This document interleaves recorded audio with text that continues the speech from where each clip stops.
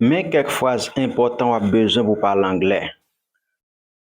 L'aime tomber ou ramasser. When I fall down, you pick me up.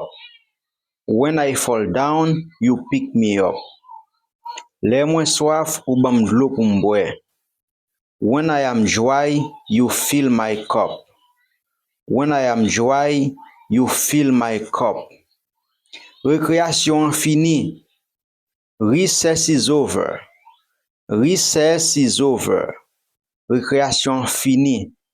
Ou bien fait. You nailed it. You nailed it. You nailed it. C'est la caille moi. C'est moi qui commande.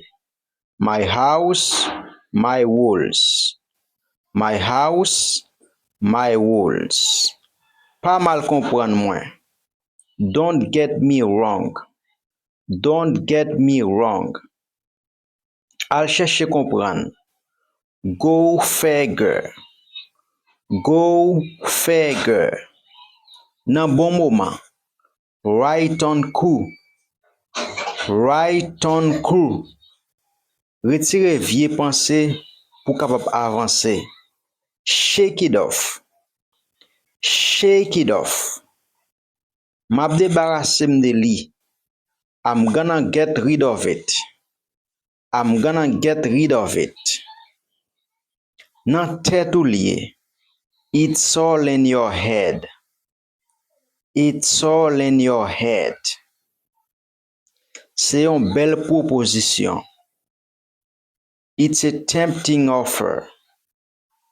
It's a tempting offer. Conscience moins claire. My conscience is clear. My conscience is clear. Lè ou tombe, pa rete à terre. Back on the horse. Back on the horse. Se jam vle a ou marche possou. My way or the highway. My way or the highway.